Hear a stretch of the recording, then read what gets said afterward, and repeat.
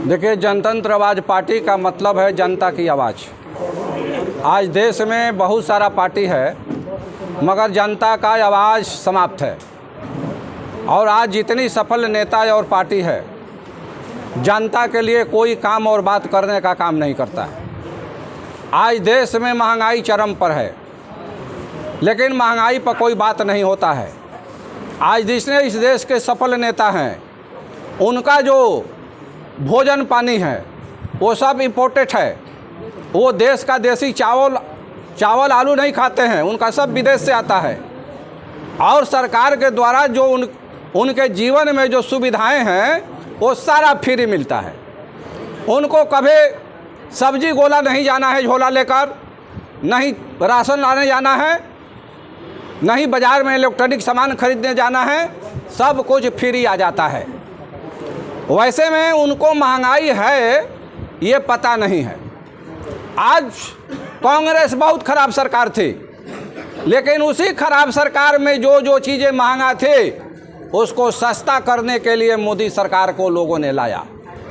साथ ही भारत के कई राज्यों में सरकार बदल दी गई, लेकिन इन लोगों ने क्या किया कि हर चीज़ का दाम कम से कम 5 गुना आज बढ़ चुका है, 5 गुना। नतीजा है कि जनता परेशान है।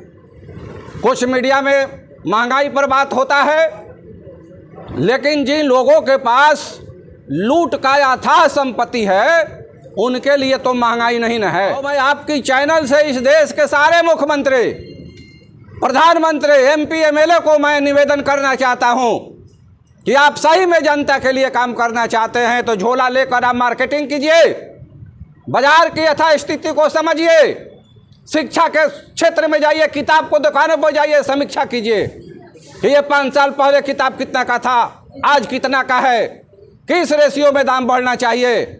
ये आप जाएंगे तभी ना पता करेंगे। तो हमारी पार्टी का खासियत यही है कि जिन चीज़ों पर आज चर्चा बंद है उन चीज़ों को हम चर्चा में लाने जा रहे हैं। टेलीकॉम का मामला है, दुनिया का दाम बढ़ गया, सारी सरकारें खामोश है, जबकि सरकारी कंपनी सस्ते में सामान दे रही है तो उसकी गुणवत्ता को ठीक क्यों नहीं किया जा रहा है। रह गई बिजली का, तो बिजली में आपका कैपिटल मीटर था, वो 24 घंटा में 100 पावर का बॉल का 1 यूनिट देता था। आज लोग LED और सेफ लैंप जला रहे हैं और बिजली के बिल के बोझ के तले धले हुए हैं। इसका रीजन है कि तेज गति में घूमने वाला मीटर सरकार ला दिया और पहले पैसा दो इसके बाद बिजली जलाओ, जब भी उपभोक्ता का मतलब होता है कि पहले यूज करो इसके बाद पैसा दो। तो इन चीज़ों को हम लोग जनता के बीच में ले जाने का काम करेंगे। हमारा खास बात यही होगा। आप मीडिया में हैं, आपको पता है कि इन मुद्दों पर चर्चा नहीं होती है। हमारी औकात छोटी है, हमारी बात कोई सुनेगा, समझेगा, करेगा नहीं करेगा, लेकिन निश्चित तौर से इस हवा में अगर कोई शक्ति है तो ज़रूर हमारी आवाज़ को सुन रहा है और जगह पर हमारी आवाज़ को पहुंचाने का काम करेगा। मेरा नाम राजकिशोर शर्मा, राष्ट्रीय अध्यक्ष जनतंत्र आवाज़ पार्टी। कि आज का जो बैठक है, सबसे पहले तो हम लोग पार्टी के विस्तार पर चर्चा किए और हमारे सभी सदस्य जो हैं एकजुट होकर पार्टी विस्तार के लिए तैयार हैं और आने वाले समय में हमारी पार्टी एक बहुत बड़ी पार्टी बिहार से निकलकर पूरे देश में एक अच्छा संदेश देगी। जो भारत को पार्टी चाहिए वो पार्टी है हमारी जनतंत्र आवाज़ पार्टी, जो पूरी तरह से दूध की तरह सफ़ेद है। हमारे जितने भी सदस्य हैं कोई क्रिमिनल नहीं है, हमारे जितने भी प्रत्याशी बन रहे हैं वो सब पढ़े लिखे लोग बन रहे हैं। तो ऐसी स्थिति में हमारी पार्टी अभी सबसे अच्छी पार्टी है। बाकी पार्टी से सबसे ज़्यादा तो हम आपको ये बताएंगे कि हमारी पार्टी अलग इसलिए है कि हम यहाँ जनता की मुख्य सुविधाओं की, उनके पेट रोजी रोटी से सवाल करते हैं और उस पर काम करते हैं।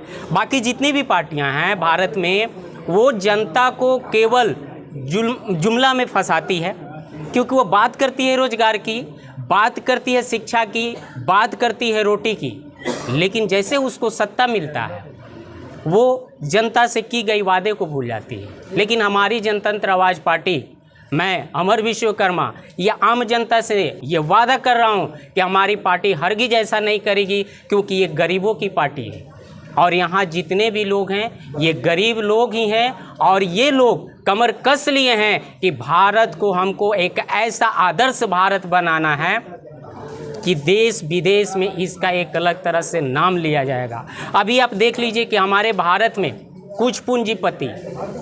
कुछ ही पूंजीपति भारत को पूरी तरह गिरफ्त में लिए हुए हैं। यहाँ के शिक्षा और सुविधा को ऐसे जकड़ रखे हैं। अभी मान लीजिए अभी आपको जियो एयरटेल का प्लान बढ़ा, ये क्या है? ये गरीब तबके के लोगों के, छात्रों के भविष्य को बर्बाद करने का एक बहुत बड़ी साजिश है, जिसमें हमारे भारत सरकार भी मिली हुई है, हमारे वर्तमान राज्य सरकार भी मिली हुई है। क्योंकि अभी तक अंबानी अडानी परिवार ने जो फैसला दिया, जो सिम रिचार्ज, डेटा रिचार्ज पर जो पैसा बढ़ाया, किसी पार्टी ने आवाज़ नहीं उठाया। अब आप जान सकते हैं, बता सकते हैं कि जितनी भी आज पढ़ाई है ऑनलाइन हो रही है, हर स्टूडेंट को डेटा की ज़रूरत होती है, हर स्टूडेंट को आज मोबाइल की ज़रूरत होती है।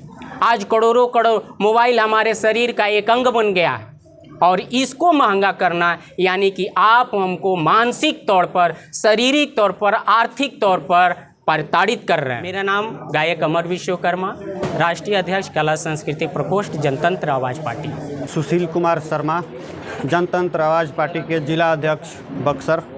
मैं लोकसभा में बक्सर लोकसभा से प्रत्याशी भी था। मैं माननीय नरेंद्र मोदी जी जो देश के प्रधानमंत्री हैं, मैं पूरे विश्व के जनता के बीच मैं एक ऐसा नया संदेश देना चाहता हूं, जो कि अभी मुकेश अंबानी का जो बेटा का जो शादी हुआ है, ये पूरा जनता के पैसा से शादी का खर्च निकाला गया है। ये जो एयरटेल सिम है, इसको रिचार्ज को बढ़ा करके, एयरटेल कंपनी उनकी नहीं है, रिलायंस जो जियो है वो उनकी कंपनी है। तो वो पूरा जो है खर्चा शादी का जो है बेटे का पूरा जनता से ही निकाला गया है। और जनतंत्र आवाज़ पार्टी में अल्पसंख्यक प्रकोष्ठ का प्रदेश अध्यक्ष हूँ। और ये जो आज स्तरीय मतलब बैठक रखा गया है, तो इसमें हम लोगों का सबसे बड़ा योगदान है कि पार्टी को विस्तारित किया जाए, पार्टी में लोगों को जोड़ा जाए, लोगों को मतलब ये कहा जाए कि आप हमारे पार्टी से जुड़ सकते हैं। क्वालिफाइड लोगों को जोड़ा जा रहा है और आगे बेरोजगारी जो हम लोगों का मुद्दा है, बेरोजगारी पे हम लोग फोकस कर रहे हैं। युवा जो है एक ताकत है इस देश का, और युवा शक्ति जो अगर चाह लेगा तो युवा लोग जो है पूरे देश की राजनीति को बदलने का काम कर सकता है। अगर युवा जुड़ जाए तो एजुकेशन में जो भ्रष्टाचार घुसा हुआ है, एजुकेशन वाले लोग जो बैठे हुए हैं, जो कि 10,000 और 20,000 प्राइवेट स्कूल, वो लोग सही कर सकते हैं। तो युवा लोग जो है वो लोग जुड़ के क्वालिफिकेशन अपना सही कर सकते हैं और बेरोजगारी जो है वो ख़त्म कर सकते हैं। देश का सबसे अहम मुद्दा है बेरोजगारी, शिक्षा और महिलाओं से रिलेटेड जो प्रॉब्लम है वो बना हुआ है। यहाँ की सरकार कुछ नहीं कर सकती है। और पटना 30 से जो अभी सांसद फिर बन गए हैं, वो सबसे ज़्यादा घर पे सो के ये बोलते हैं कि हम तो जीते हुए हैं, लेकिन बाहर जनता कितना त्रस्त है उनका, ये देखने के लिए नहीं आते। रविशंकर प्रसाद जी, नहीं हम लोग नहीं जिताए हैं, ये जनता जो है वो सिर्फ कमल के नाम पे उनको वोट दी है। उनका ये कहना था कि भैया आप लोग कुछ कर लीजिए, हम तो जीते हुए हैं, और ये बात सत्य है, ठीक है। लेकिन आप अगर खुद जाइएगा पटना साहिब 30 में, तो वहाँ का ग्राउंड लेवल जो क्या है वो आपको अच्छी तरह पता है, ठीक है। तो मैं आप लोग के माध्यम से यही बताना चाहता हूँ कि जनतंत्र आवाज़ पार्टी से जितने युवा शक्ति हैं, जितने लोग एजुकेटेड लोग हैं, वो जुड़े और हम लोग एक मत और एक आवाज़ रहे। सुरेश कुमार सुंदेश्वर, जनतंत्र आवाज़ पार्टी से सांस्कृतिक कला सेल से मैं जिला अध्यक्ष हूँ। मैं सबसे पहले ये कहना चाहता हूँ कि जो चीज़ जो जनता की काम है, जैसे मान लीजिए विधायक सांसद जो भी जीत के गए, सबसे पहले उनका पेमेंट डबल कर दिया गया। उसके बाद वो जैसे जितने बार जीत के जाएंगे उतने बार उनको पेंशन दिया जाएगा। लेकिन गरीब के बारे में कुछ भी विचार नहीं किया गया, कुछ भी विचार नहीं। अगर यही विचार अगर करती सरकार तो मजदूर का गन्ना कराती, मजदूर का पेमेंट करती, किसान का गन्ना कराती, किसान का पेमेंट कराती, सबको अलग अलग, सबको वित्तीय लाभ सबको मिलना चाहिए।